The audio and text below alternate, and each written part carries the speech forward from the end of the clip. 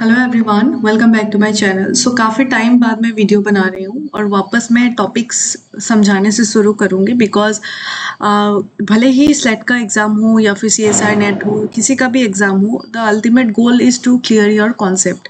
ठीक है, अगर आपका कॉन्सेप्ट क्लियर हो तो आप कोई भी क्वेश्चंस अच्छे से अटेम्प्ट कर सकते हैं। तो इसीलिए कुछ टॉपिक्स जो कॉम्प्लिकेटेड होते हैं, जो शायद आपको ऑनलाइन प्लेटफॉर्म से कभी कभी समझ में नहीं आती है, वो टॉपिक्स हम यहाँ पे डिस्कस करेंगे। तो उसी से रिलेटेड आज ये पर्टिकुलर टॉपिक जो आपके स्क्रीन पे डिस्प्ले हो रही है, ये हम समझेंगे। ठीक है, सो आने वाले टाइम में हम स्लेट से रिलेटेड बहुत सारे क्वेश्चंस भी करने वाले हैं ऑफ कोर्स।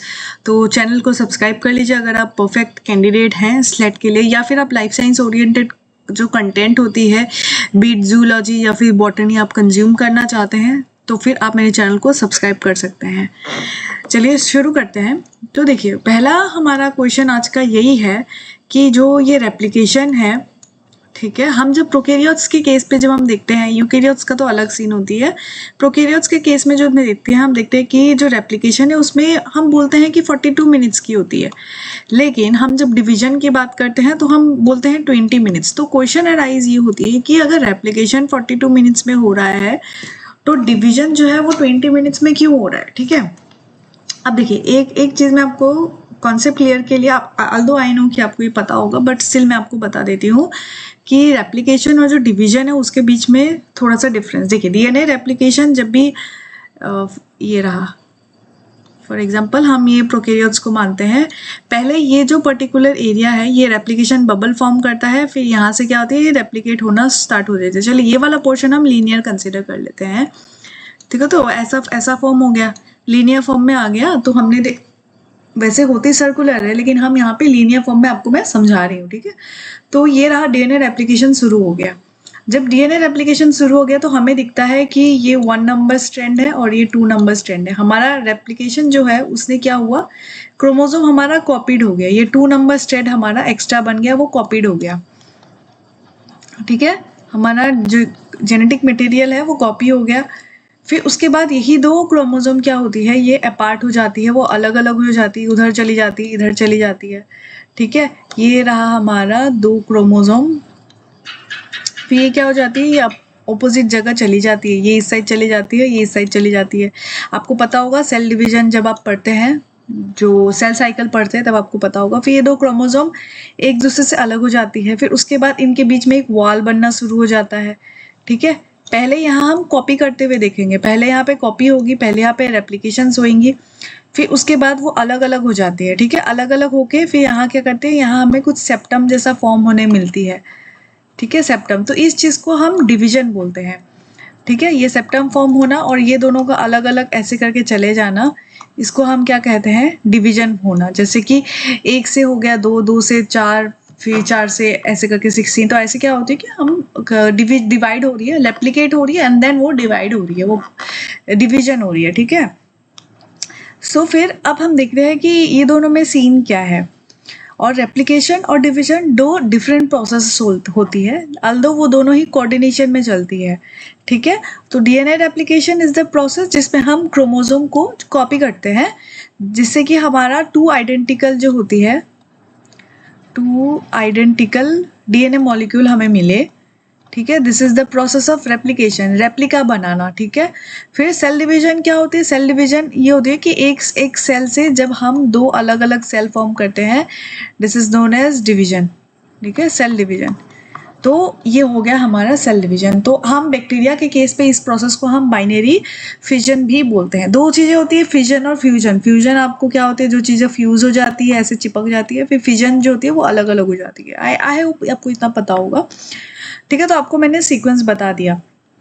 सो अब क्वेश्चन ये राइज होता है कि बैक्टीरिया जो है वो डिवाइड 20 मिनट्स में होती है, लेकिन एक सिंगल राउंड ऑफ DNA, जबकि single round of DNA replication 42 minutes का होता है। तो क्वेश्चन अराइज होता है कि क्यों होता है। ठीक है, सो अब हम यहाँ देखेंगे, ये डायग्राम पे आप फोकस कीजिएगा। यहाँ पे आपने देखा कि ओके, ये सर्कुलर है, यहाँ पे स्ट्रैंड नंबर 1 हो गया, यहाँ पे स्ट्रैंड नंबर 2 हो गया। ठीक है, अब इसमें क्या होती है, स्ट्रैंड नंबर जो 1 होती है, आपने देखा होगा कि यहाँ पे ये खुलती है, खुल के यहाँ क्या होती है, ऐसे करके ये रेप्लिकेशन बबल बनती है।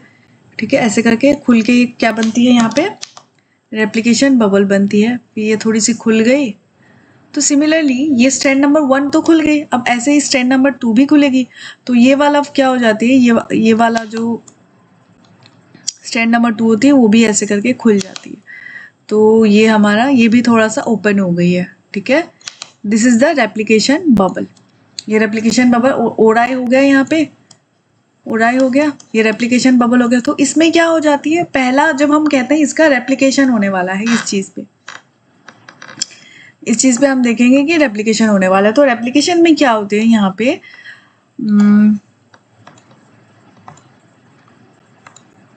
ओके, तो यहाँ पे क्या होती है, यहाँ पे हमें ऐसे करके एक अपने को पता होगा डीएनए पॉलीमरेज आता है, फिर प्राइमर होते हैं, फिर उसके बाद नए नए न्यूक्लियोटाइड्स ऐड होते हैं, फिर लाइगेज उसे ज्वाइन करती है।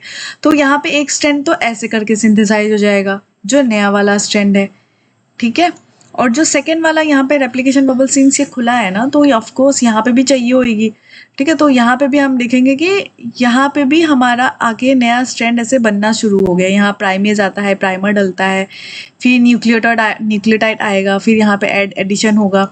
आपको पता होगा ना, यहाँ पे ऐसे करके दो रेप्लिकेशन फॉर्म होती है, एक साइड इस साइड जारी होती है, एक साइड इस साइड जारी होती है, फिर एक साइड ऐसे हम डिवाइड करते हैं, ऐसे हम फॉर्म करते हैं। बीच में यहाँ पे लेगिंग स्ट्रैंड होती है, तो यहाँ पे लीडिंग स्ट्रैंड हो गई, ये आपको पता होगा। तो ये डिवाइड होने लग जाती है, ठीक है। तो ये दोनों दो, अब यहाँ पे हमारा दो ओरिजिन ऑफ जो रेप्लिकेशन है वो यहाँ पे दिख रही है, मतलब यहाँ है एक, लेकिन सॉरी रेप्लिकेशन फॉर्क जो होती है वो दो दिख रही है। यहाँ बाई डायरेक्शनल हमें रेप्लिकेशन होते हुए दिख रही है, एक इस पॉइंट पे हो रही है और एक इस पॉइंट पे हो रही है, ठीक है। तो this is the replication process. तो फर्स्ट जब बैक्टीरिया का हुआ, उसमें जो फर्स्ट रेप्लिकेशन प्रोसेस हुआ, ये हो गया हमारा पूरा प्रोसेस हो गया 42 मिनट्स का, ठीक है। 42 मिनट्स क्या हो गए। लेकिन सिमिलरली ये जो पहला वाला स्ट्रैंड है, स्ट्रैंड नंबर 1, ये अपना रेप्लिकेशन यहाँ से यहाँ करके ये कंप्लीट हुई ही नहीं थी, ठीक है। ये कंप्लीट हुई ही नहीं थी कि इस पोर्शन में अभी हम फोकस करेंगे, इस पर्टिकुलर पोर्शन में फोकस करेंगे, ठीक है। तो इस पर्टिकुलर पोर्शन को जब हम देखते हैं तब हमें क्या दिखेगा कि ये जो स्ट्रैंड है, ये 1 नंबर स्ट्रैंड, ये ऐसे थी, ठीक है, ये ऐसे थी, राइट, ये थोड़ी सी खुली थी। फिर हमारा यहाँ से रेड वाला स्ट्रैंड जो था ये हमारा फॉर्म होना शुरू हो गया था। तो यहाँ से क्या हो गया, हमारा रेड वाला स्ट्रैंड ऐसे करके बन रही थी, ठीक है, ऐसे करके बन रही थी, रेड वाला स्ट्रैंड ऐसे करके रेप्लिकेट हो रहा था। तो इस पोर्शन पे क्या हो जाएगा, यहाँ पे फिर से ओराई बनना शुरू हो जाएगा, ठीक है, ओरिजिन ऑफ रेप्लिकेशन होना शुरू हो जाएगा। तो ये स्ट्रैंड फिर से खुल गई, ये स्ट्रैंड फिर से खुल गई, ये अभी भी हमारा स्ट्रैंड नंबर 1 है। अब इसको हम स्ट्रैंड 1A कर देते हैं। तो जैसे ये खुली, फिर इसको खुलते ही क्या हो जाएगा, इसको खुलते ही यहाँ पे फिर से यहाँ पे न्यूक्लियोटाइड आके ऐड होना शुरू हो गया, फिर यहाँ पे न्यूक्लियोटाइड ऐड होना शुरू हो गया। ये फिर से बाई डायरेक्शनल रेप्लिकेशन हमें देखने को मिली है, दो अपोजिट साइड पे, ठीक है। फिर ये क्या हुआ, इसको हम बोलते हैं अभी फिलहाल इस पे डिविजन हो रहे हैं, ठीक है। ये जब सेपरेट होगा ये डिवाइड होगा। फिर अब हम नेक्स्ट स्टेप पे जब हम जाते हैं, ये तो मैंने आपको सिर्फ एक साइड की कही है, अब स्ट्रैंड नंबर 2 का हमें बात करना बाकी है। तब हम इसको अगर फर्दर देखते हैं तो स्ट्रैंड नंबर 1 तो चलो हम अभी इस पॉइंट पे फोकस करेंगे, सिर्फ इस पॉइंट पे फोकस करेंगे। तो इस पॉइंट पे हमें क्या दिखेगा, ये वाला स्ट्रैंड तो ऐसे करके रेप्लिकेट हो ही रहा था। फिर अब हमें क्या मिल गया था, यहाँ पे ये ब्लू वाला भी स्ट्रैंड आके ऐड हो गया था, राइट, ब्लू वाला ऐड हो गया था। फिर ये ओराई बन के ये वाला जो है ये फर्दर एक्सटेंड हो गया, ये ठीक है, ये हो गया, फिर ये खुल के ऐसे बन गया। फिर यहाँ पे फिर से हमें एक ओराई दिखा, फिर हमें एक ओरिजिन ऑफ रेप्लिकेशन दिख गया इस पोजीशन पे। अब इस पोजीशन पे अगर हमें फिर से ओरिजिन ऑफ रेप्लिकेशन दिखा, तो इसमें अगर फिर से हमें यहाँ पे स्ट्रैंड ऐड होते हुए दिखेंगे, हम इस पे दूसरा कलर से करती हूँ, यहाँ पे भी हमें फिर से ये रेप्लिकेट होते हुए दिखी। तो ये क्या हो रहा है, यहाँ पे खत्म हुआ ही नहीं था। ये स्ट्रैंड 1 का जो है, ये जो स्ट्रैंड 1 का है, इसका पूरा कंप्लीट रेप्लिकेट होके ये खत्म हुआ ही नहीं था, ये रेड फॉर्म किया ही नहीं था कि ये इस वाले पोर्शन पे, ये जो पोर्शन है इस वाले पोर्शन पे साथ के साथ फिर से रेप्लिकेट डिवाइड होके फिर से ये रेप्लिकेशन होना शुरू हो गया, यहाँ पे फिर से न्यूक्लियोटाइड ऐड होना शुरू हो गया। ये तो कहानी थी, सिर्फ एक साइड की कहानी है, दूसरी साइड की कहानी तो हमने देखी ही नहीं है। यहाँ पे स्ट्रैंड नंबर जो 2 है उसका हमने देखना बाकी है। स्ट्रैंड नंबर 2 क्या था, ऐसे करके था स्ट्रैंड नंबर 2। फिर अब स्ट्रैंड नंबर 2 भी तो खुला था, इसमें भी तो ये रेड वाला ऐड हुआ था। तो इस पे जब ये रेड वाला ऐड हुआ था, जब हम देखते हैं कि यहाँ पे ये रेड वाला फिर से हमें यहाँ पे दिख गया, ये रेड वाला सिंथेसाइज होना शुरू हो गया। फिर इस पे क्या होगी, ये हो ही रहा था कि ये येलो वाले पे जो स्ट्रैंड नंबर 2 था, इस पे हमने फिर से यहाँ पे दिखा हमें कुछ और, यहाँ पे हमें फिर से कुछ और दिखा। तो मेरे पास कलर भी खत्म हो गए, पर्पल देते चलिए। तो इस पे हमने देखा कि इस पे फिर से ये सिंथेसाइज हो रही है। फिर रेड वाले पे भी फिर से अलग से यहाँ पे वो बन रहा है, डीएनए वो बन रहा है, ठीक है। रेप्लिकेशन उसने शुरू कर दिया, डीएनए पॉलीमरेज का यहाँ पे एडिशन होना शुरू हो गया। फिर ये फर्दर यही प्रोसेस है, ठीक है। फिर इस पोर्शन को हम सिर्फ फोकस करेंगे, तो फिर येलो वाले पे ऊपर कुछ और आएगा, पर्पल वाले के ऊपर कुछ और आएगा। तो ये सारी चीजें चल रही है। तो देखिए ये पर्टिकुलर पोर्शन ओके, ये जो पर्टिकुलर पोर्शन था, ये पूरा कलर गलत हो गया।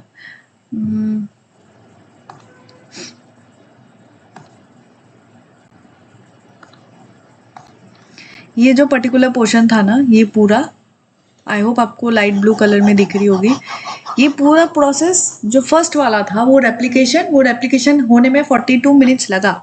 लेकिन जब ये पहला वाला पोर्शन, ये जो हमने देखा, ये जब ये डिवाइड हो रहा था, ये वाला पोर्शन जब ये डिवाइड हो रहा था, ठीक है, वो इधर डिवाइड होकर जब ये फॉर्म कर रहा था, उसमें सिर्फ 20 मिनट्स लगे, बिकॉज रेप्लिकेशन, पहला वाला जो रेप्लिकेशन था वो तो ऑलरेडी हो चुका था, ठीक है।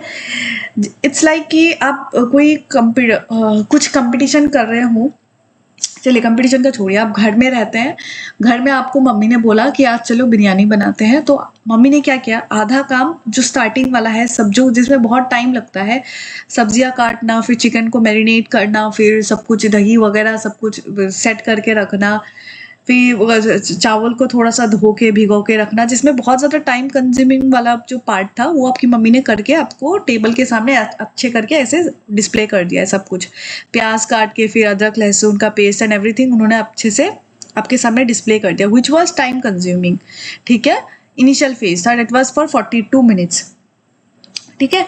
फिर उसके बाद हमने क्या किया, उसके बाद हमने, अब मेरी बारी आई, हमारी मम्मी ने सब तैयार कर दिया, मेरी बारी आई, तो मैंने क्या किया कि उसी चीज़ को देख के मैंने सोचा कि ठीक है, अभी सब कुछ तो तैयार है, अब मुझे बस ये पोर करते जाना है, एक के बाद एक उसको कुकर में डालना है, ये करना है, दम बनाना है, ये करना है। वो सब में ज़्यादा टाइम नहीं लगेगा, उसमें सब में क्या मुझे लगा 20 मिनट्स लग गया, क्योंकि एवरीथिंग वॉज ऑलरेडी रेडी, मुझे बस डाल के चीज़ें कंप्लीट करनी थी, ठीक है, प्रिपेयर करनी थी। तो वही चीज़ यहाँ पे हुई है कि 42 मिनट्स लगे हैं सिर्फ रेप्लिकेशन पे, ठीक है। लेकिन अगर डिवीजन की हम सिर्फ बात करेंगे, तो डिवीजन जो कि 20 मिनट्स है, उसमें हमें कम टाइम लगा, ठीक है। तो डीएनए रेप्लिकेशन आप 42 मिनट्स हमेशा अप्रॉक्सीमेटली हम कहते हैं, डेट इज 40 से 42 मिनट्स कहते हैं, और सेल डिवीजन हम 20 मिनट्स कहते हैं, अगर ग्रोथ कंडीशन आइडियल हुई तो, ठीक है। पहले हमें लगता है कि ये बहुत ही ज़्यादा इम्पॉसिबल है कि 20 मिनट में अगर सेल डिवाइड हो गया तो उसको कॉपी होने में 42 मिनट्स कैसे लग रहा है, मतलब ये हो गया है। लेकिन इसमें हमें क्या हो गया है कि ओवरलैपिंग जो रेप्लिकेशंस होते हैं, मल्टी फॉर्क होती है, यहाँ पे एक फॉर्क यहाँ होती है, आप अपने देखी होगी, एक फॉर्क इस साइड जा रही है, एक फॉर्क इस साइड जा रही है, तो मल्टी फॉर्क होती है। यहाँ पे 2 फॉर्क्स दिख रहे हैं, ये फॉर्क दिख रहा है, ये फॉर्क दिख रही है।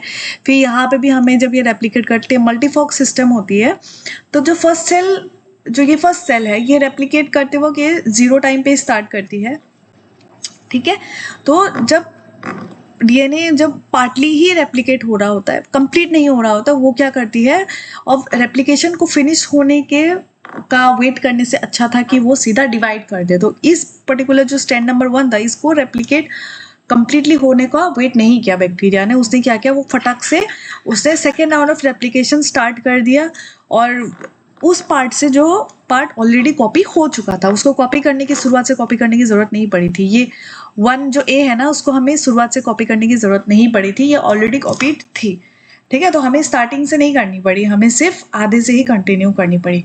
सो एक जो डॉटर सेल्स होती है, वो क्रोमोसोम इनहेरिट करती है, जो already another round of replication वो अंडरगो कर रही होती है। So they don't have to wait for full 42 minutes before the next division.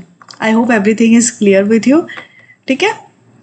सो ये पूरा कॉन्सेप्ट है डीएनए रेप्लिकेशन का और डीएनए डिवीजन का, जब हम प्रोकैरियोट्स में हम बात करते हैं। ऐसे यूकैरियोट्स में तो ऐसे सीन हम यूकैरियोट्स के जब हम देखते हैं तो सेल साइकिल देखते हैं, उसमें अलग सीन होती है, लेकिन ये जो प्रोकैरियोट्स की हम स्पेशली बात करते हैं उसमें कंफ्यूजन रहती है 42 और 20 मिनट्स का कॉन्सेप्ट। तो दिस इज अ थिंग। एक और चीज़ मैं यहाँ पे आपको थोड़ा एक्सटेंड करके बताना चाहती हूँ, अल्दो ये क्वेश्चन पे नहीं आता है। तो देखिए, जब हमारे पास ये रेप्लिकेशन, ये फॉर्क बन रहा है ना, तो ये रहा, ये हमारा रेप्लिकेशन फॉर्क। सो यहाँ पे हमें बाई डायरेक्शनल चीज़ क्यों मिलती है? एक हमें इस साइड जाते हुए मिलती है, एक साइड हमें ये मिलती है, तो ये बाई डायरेक्शनल हुआ, ठीक है, बाई डायरेक्शनल। तो जब हम चीज़ें हमें दिख रही है कि ये बाई डायरेक्शनल है, that means it is for 42 minutes और we can consider as 40 minutes, क्योंकि अप्रॉक्सीमेटली दिया गया है। तो अगर ये बाई डायरेक्शनल है, अगर इसमें ऐसा लग रहा है बाई चांस फॉर एग्जांपल ऐसा हो गया सपोज कुछ किसी कारणवश कि ये जो पोर्शन है, इस पोर्शन में हमारा रेप्लिकेशन नहीं हुआ, ठीक है, जो इस पोर्शन है, एक सेकेंड, इस पोर्शन में रेप्लिकेशन हॉल्ट हो गया, इधर नहीं हो पाया इस टाइप से, तो ये सिर्फ अभी नेक्स्ट कंडीशन में क्या रहा, सिर्फ यूनिडायरेक्शनल रहा, ठीक है। तो सिर्फ यूनिडायरेक्शनल रहने का मतलब ये है कि सिर्फ इस साइड ये रेप्लिकेशन करा। सो इसका टाइम ड्यूरेशन क्या होगा, ऐसा एक क्वेश्चन सीएसआई नेट में पूछा गया था, तो मैं आपको बता देती हूँ कि इसका टाइम ड्यूरेशन अब बढ़ के या तो 42 इंटू 2 हो जाएगा, मतलब 42 प्लस 42 हो जाएगा, 84 हो जाएगा, या फिर अगर हम 40 डबल हो जाएगा, मतलब 40, तो 40 अगर मिनट्स है तो 40 प्लस 40 क्या हो जाएगा, क्योंकि 40 प्लस 40 80 मिनट्स हो जाएगा, क्योंकि जो दो आदमी एक काम कम टाइम में कर देगा रेदर देन एक आदमी उसी काम को ज़्यादा टाइम लेके करेगा, ठीक है। तो ये सीन है, जब यूनिडायरेक्शनल होगा तो पूरा लोड इसी पे आ जाएगा, तो इसको क्या होती है, जितना टाइम इसको रेप्लिकेट करने में लगा है वो टाइम बढ़ जाएगा।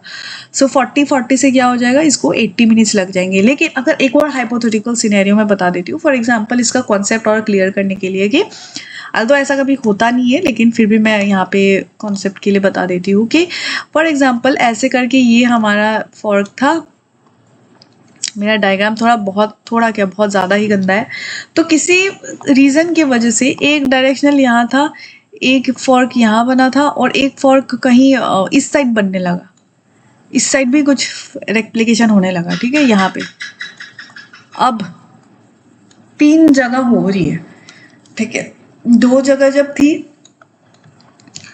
2 साइड जब थी तो 40 मिनट्स लगे थे, ओके 2 साइड से थी तो 40 मिनट्स लगे थे।